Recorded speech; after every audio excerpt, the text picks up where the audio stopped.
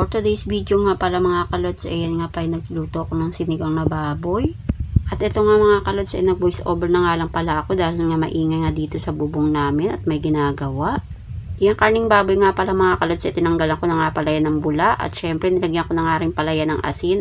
Nilagay ko na nga pala yung kamatis, sibuyas at syempre naglagay na rin ako ng luya. Kahiligan ko na nga talaga yung mga kalods kapag nagluluto ako ng may sabaw, inalalagyan ko talaga ng luya. Kasi nga naman gustong gusto ko yung sabaw na merong luya. At yan na nga, tinakpan ko na nga pala yung mga kalods para nga kumulo. Meron na nga pala akong hiniwad yung mga gulay mga kalods. Meron akong talong, sitaw at saka meron din akong hiniwang sayote at meron din siling berde mga kalods. So yun lang naman ang mga gulay namin kaya yan lang ang ilalagay ko. Tapos nga pala nilagay ko na nga pala yung mga gulay na yan. At syempre nasa pagluluto nga lang pala yan. Yung baboy nga palang binili ng tatay ko malambot nga pala yung mga kalods. Kaya nga sandali ko nga lang yan pinalambot. Masarap nga sa sinigang mga kalods malambot nga talaga yung karne niya. Yung sinigang nga pala mga kalods paborito nga pala yung ulam ng anak kong panganay.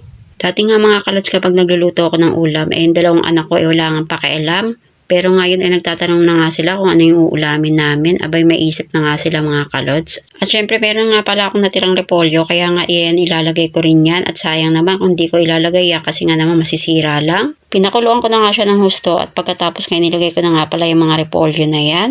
Tapos sinalo-halo ko na nga mga kalods para naman sumuot yung sabaw sa mga gulay na iyan. Alam niyo ba mga kalods kapag nagvo-voice over ako nasa isang kwarto lang ako at syempre ayoko nang maingay kasi nga naman hindi ako nakakapag-concentrate. Kaya nga mga kalods kapag nagvo-voice over ako chinechempuhan ko na wala dito yung mga anak ko nandun sa labas. Bibihira nga lang pala ako mag-voice over mga kalods kasi nga naman ginagamit kong audio audio na lang yung pagluluto ko kasi nga naman kung mag-voice over ako matatagalan pa ako mag-upload. No choice nga ako mga kalods kundi mag-voice over kasi nga naman maingay nga talaga sa bubong at mayroong ginagawa yung tatay ko sa bubong, nagwawalis at saka nagpupukpok ng martilyo. Balik na nga tayo sa pagluluto ko mga kalods, nilagyan ko na nga pala yan ng pampaasim.